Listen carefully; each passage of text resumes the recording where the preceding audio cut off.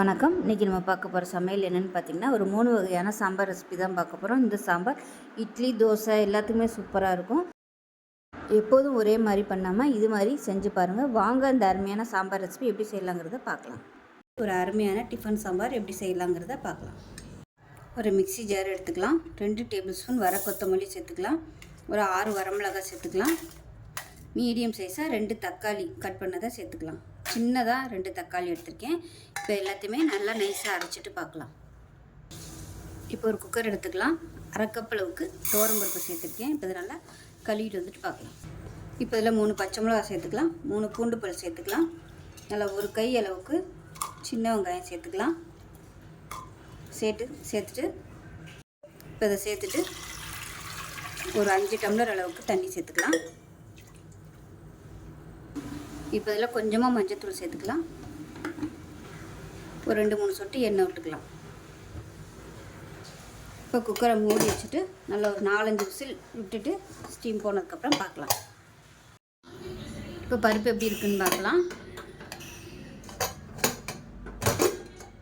இப்போ இது வந்து ஒரு மேஷர் வச்சு நல்லா மசிச்சு விட்டுக்கலாம். சரி, எல்லாமே கரைஞ்சி வர அளவுக்கு மசிச்சு விட்டுக்கலாம்.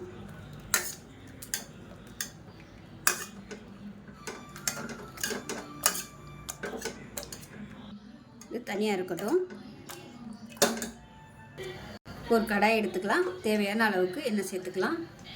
இப்போ எண்ணெய் நல்லா சூடாகிடுச்சு. ஒரு டீஸ்பூன் போல் கடுகு சேர்த்துக்கலாம். ஒரு டீஸ்பூன் சீரகம் சேர்த்துக்கலாம். கொஞ்சமாக சோம்பு சேர்த்துக்கோங்க. விருப்பம் இருந்தால் சோம்பு சேர்த்துக்கோங்க, நல்ல ஃப்ளேவராக இருக்கும். கருவேப்பிலை சேர்த்துக்கலாம். 2 வரமிளகா வாசனைக்காக சேர்த்துக்கலாம். கட்டி பெருங்காயம் சேர்த்துக்கலாம் 2. இது எல்லாத்தையும் நல்லா பொரிய வச்சுக்கலாம். இப்போ மீடியம் சைஸாக ஒரு பெரிய வெங்காயம் நீளமாக நறுக்குனதை சேர்த்துக்கலாம்.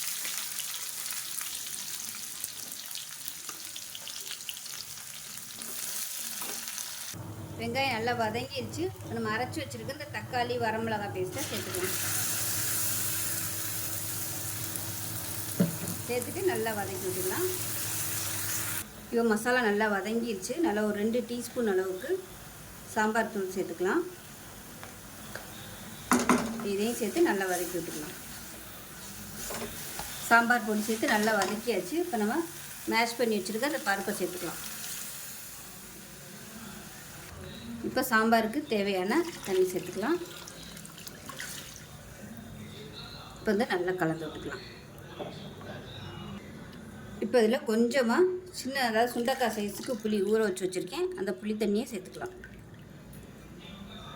இப்போ நல்லா கலந்து விட்டுட்டு உப்பு சேர்த்துக்கலாம். கொஞ்சமாக உப்பு சேர்த்துக்கலாம். இது நல்லா கொதிக்கட்டும். இப்போ பாருங்கள், சாம்பார் நல்லா கொதிச்சு நல்லா திக்காயிடுச்சு. இப்போ லாஸ்ட்டாக கொத்தமல்லியை சேர்த்துட்டு அமர்த்திடலாம். அவ்வளோ சூப்பரான டிஃபன் சாம்பார் ரெடி ஆயிடுச்சு. ஊத்தப்பம், இட்லி, தோசை எல்லாத்துக்குமே அருமையாக இருக்கும். நல்லா ஹோட்டல் ஸ்டைலில் இருக்கும். செஞ்சு பாருங்கள். செஞ்சு பார்த்துட்டு எப்படி வந்துச்சுங்கிறத சொல்லுங்கள். வீடியோ பிடிச்சின்னா லைக் பண்ணுங்கள், கமெண்ட் பண்ணுங்கள், சேனலை சப்ஸ்கிரைப் பண்ணுங்கள், பக்கத்தில் பெல் பட்டனை ப்ரெஸ் பண்ணுங்கள். நன்றி. முட்டைக்கோஸ் சாம்பார் எப்படி செய்யலாங்கிறத பார்க்கலாம். குக்கர் எடுத்துக்கலாம். மெஷரிங் கப்பில் அரை கப் அளவுக்கு துவரம்பருப்பு சேர்த்துக்கலாம். இது கூடவே 1/4 கப் அளவுக்கு பாசிப்பயிறு சேர்த்துக்கலாம். அதாவது பாசிப்பருப்பு சேர்த்துக்கலாம். இதை நல்லா கழுவிட்டு வந்துட்டு பார்க்கலாம். இப்போ நல்லா சுத்தம் பண்ணிட்டு வந்துட்டேன். சுத்தம் பண்ணிவிட்டு நல்லா ஒரு 3 கப் அளவுக்கு தண்ணி சேர்த்துருக்கேன். இப்போ கொஞ்சமாக மஞ்சள் தூள் சேர்த்துக்கலாம். இப்போ கொஞ்சமாக எண்ணெய் விட்டுக்கலாம், பொங்கி ஊற்றாமல் இருக்கிறதுக்காக. இப்போ குக்கரை மூடி வச்சுட்டு நல்லா ஒரு 4 விசில் விட்டுட்டு ஸ்டீம் போனதுக்கப்புறம் பார்க்கலாம். இப்போ ஒரு கடாயை எடுத்துக்கலாம். தேவையான அளவுக்கு எண்ணெய் சேர்த்துக்கலாம். இப்போ எண்ணெய் நல்லா சூடாயிடுச்சு. மீடியம் சைஸாக ஒரு பெரிய வெங்காயம் பொடியாக கட் பண்ணதை சேர்த்துக்கலாம். அது கூடவே நல்லா ஒரு 5 பச்சை மிளகாயை 2ஆக கீறிட்டு சேர்த்துக்கலாம். இது கூடவே நல்லா ஒரு 3 பல் பூண்டு பொடியாக கட் பண்ணி வச்சுருக்கேன். அதையும் சேர்த்துக்கலாம்.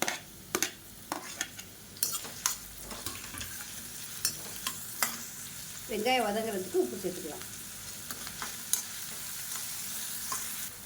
இப்போ பாருங்கள், வெங்காயம், பச்சை மிளகாய் எல்லாமே லேசாக வதங்கிடுச்சு. மீடியம் சைஸாக ஒரு தக்காளி பொடியாக கட் பண்ணி சேர்த்துக்கலாம். இப்போ வெங்காயம் நல்லா வதங்கிடுச்சு. வெங்காயம், தக்காளி எல்லாம். இப்போ நல்லா 1 டேபிள் ஸ்பூன் அளவுக்கு குழம்புத்தூள் சேர்த்துக்கலாம். குழம்புத்தூள் இல்லை சாம்பார் தூள் கொஞ்சமாக சேர்த்துக்கோங்க. இதையும் சேர்த்து நல்லா வதக்கி விட்டுக்கலாம். இப்போ மசாலா நல்லா வதங்கிடுச்சு. நல்லா 2 கப் அளவுக்கு முட்டைக்கோஸ் கட் பண்ணி வச்சுருக்கேன். அதை சேர்த்துக்கலாம். சேர்த்துட்டு எண்ணெயில் வதக்கிக்கலாம்.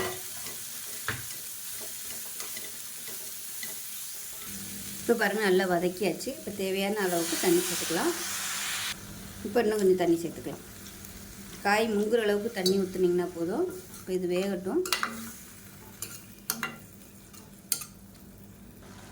இப்போ பாருங்கள் முட்டைக்கோசு நல்லா பாதி வெந்துருச்சு. இப்போ நம்ம வேக வச்சு வச்சுருக்க அந்த துவரம் பருப்பு வந்து இதோட சேர்த்துக்கலாம். சேர்த்துட்டு கலந்து விட்டுக்கலாம்.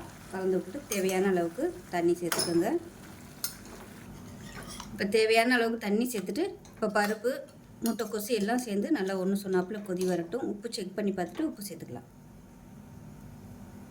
உப்பு கொஞ்சமாக சேர்த்துக்கலாம். இப்போ பாருங்கள் சாம்பார் வந்து நல்லா ரெடி ஆகிடுச்சு. முட்டைக்கோஸ் சாம்பார். இப்போ இதுக்கு வந்து தாளிப்பு கொடுத்துடலாம். நான் வந்து தாளிப்பு வடகம் போட்டு தாளித்து வச்சுருக்கேன். அதாவது கருவடகம், கருவேப்பிலை, 2 வரமிளகா போட்டிருக்கேன். இப்போ உங்கள்கிட்ட தாளிப்பு வடகம் இல்லைன்னா வெறும் கடுகு, சீரகம், வெந்தயம் தாளித்து சேர்த்துக்கோங்க. ஸோ சூப்பரான முட்டைக்கோஸ் சாம்பார் ரெடி ஆயிடுச்சு. சப்பாத்திக்கெலாம் இது மாதிரி தொட்டு சாப்பிட்டிங்கன்னா அட்டகாசமாக இருக்கும். செஞ்சு பாருங்கள். செஞ்சு பார்த்துட்டு எப்படி வந்துச்சுங்கிறத சொல்லுங்கள். வீடியோ பிடிச்சிச்சின்னா லைக் பண்ணுங்கள், கமெண்ட் பண்ணுங்கள், சேனலை சப்ஸ்கிரைப் பண்ணுங்கள், பக்கத்தில் பெல் பட்டனை ப்ரெஸ் பண்ணுங்கள். நன்றி. அரைச்சி விட்ட சாம்பார் எப்படி செய்யலாங்கிறத பார்க்கலாம். கடாய் எடுத்துக்கலாம். இதில் 1.5 டேபிள் ஸ்பூன் கொத்தமல்லி விதை சேர்த்துக்கலாம். இது கூடவே 1 டீஸ்பூன், அதாவது டேபிள் ஸ்பூனில் சொல்கிறோன்னா 1/2 டேபிள் ஸ்பூன் உளுந்து, 1/2 டேபிள் ஸ்பூன் கடலைப்பருப்பு, 1/4 டீஸ்பூனுக்கும் கம்மியாக வெந்தயம் சேர்த்துக்கலாம். அது கூடவே 1/4 டேபிள் ஸ்பூன் சீரகம், 1/4 டேபிள் ஸ்பூன் துவரம்பருப்பு, 1/4 டேபிள் ஸ்பூன் மிளகு. இது எல்லாத்தையுமே வறுத்துக்கலாம்.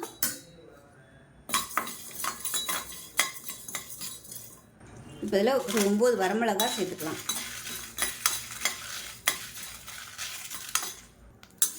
இப்போ இது நல்லா வறுபட்டு ஃப்ளேவர் வருது. இது வேறு பிளேட்டுக்கு மாற்றிக்கலாம். இப்போ இதில் ஒரு 1/2 டேபிள் ஸ்பூன் அரிசி சேர்த்துக்கலாம். பச்சரிசி, புழுங்கரிசி எதுனாலும் சேர்த்துக்கலாம். இது கூடவே ஒரு கொத்து கருவேப்பிலையில் சேர்த்துக்கலாம். இப்போ இதையும் நல்லா வறுத்துக்கலாம்.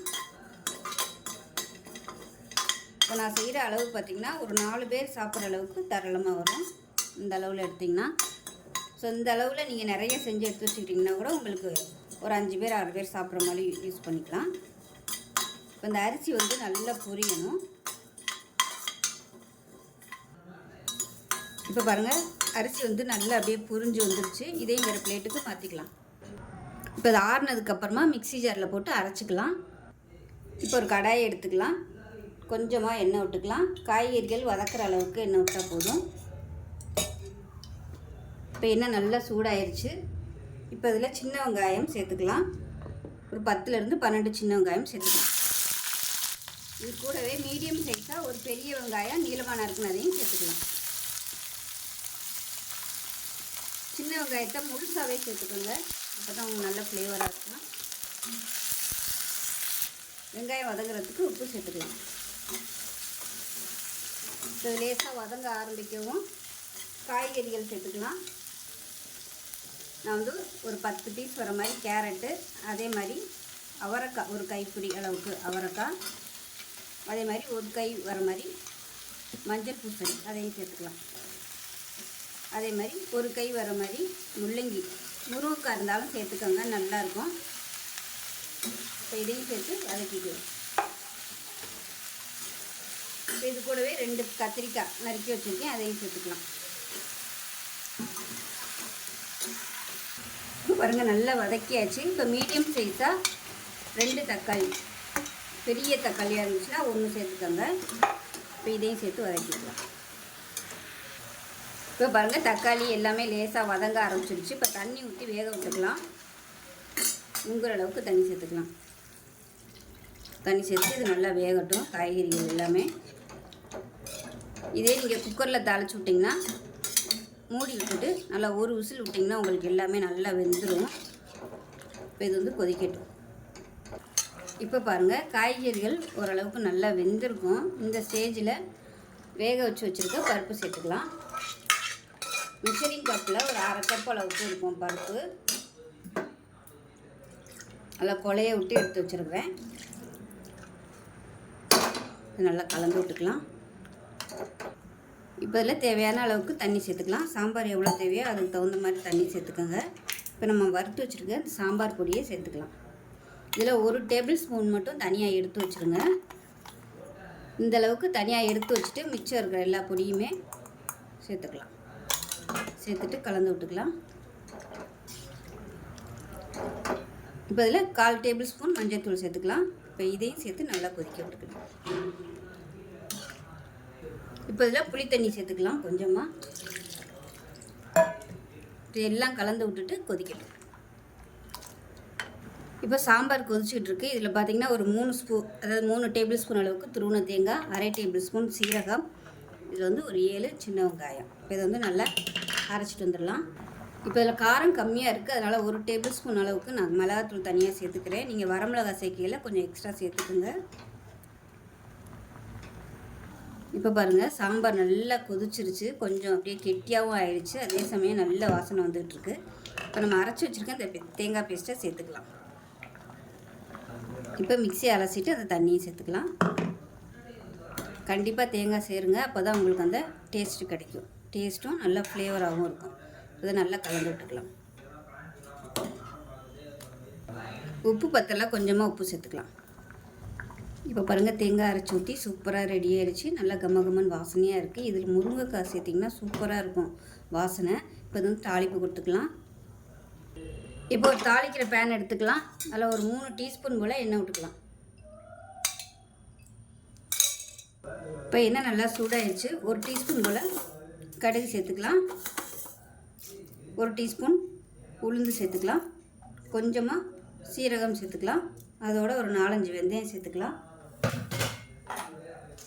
சின்னதாக ஒரு 5 வரமிளகாய் சேர்த்துக்கலாம். இது கூடவே சின்ன வெங்காயம் பொடியாக கட் பண்ணிவிட்டு சேர்த்துக்கலாம். இது கூடவே ஒரு 2 பச்சை மிளகாய் சேர்த்துக்கலாம். நான் வந்து சாம்பாரில் போட மறந்துட்டேன், அதனால் இதில் போட்டிருக்கேன். இந்த வெங்காயம் நல்லா ப்ரௌன் கலரில் வதங்கணும், அந்த அளவுக்கு வதக்கிக்கலாம்.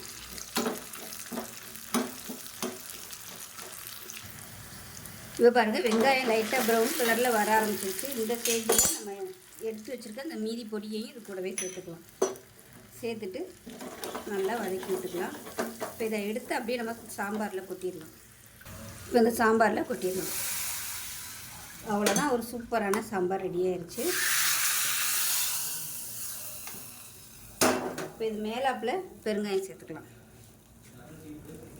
அந்த சூட்டிலே வந்து சரியாயிடும். இந்த மாதிரி பெருங்காயம் சேர்க்கும்போது தான் நல்ல வாசனையாக இருக்கும். நல்லா கலந்து விட்டுட்டோம்னா சூப்பரான சாம்பார் ரெடி ஆயிடுச்சு. இது ஆறுச்சுன்னா நல்லா இன்னும் கெட்டியாகவே வரும். ஸோ டேஸ்ட்டு வேறு லெவலில் இருக்கும். முருங்கைக்காய் மட்டும் போட்டிங்கன்னா அவ்வளோ அட்டகாசமாக இருக்கும். ஸோ இதே மாதிரியே செஞ்சு பாருங்கள். செஞ்சு பார்த்துட்டு எப்படி இருந்துச்சுங்கிறத சொல்லுங்கள். வீடியோ பிடிச்சிச்சின்னா லைக் பண்ணுங்கள், கமெண்ட் பண்ணுங்கள், சேனலை சப்ஸ்கிரைப் பண்ணுங்கள், பக்கத்தில் பெல் பட்டனையும் ப்ரெஸ் பண்ணுங்கள். நன்றி.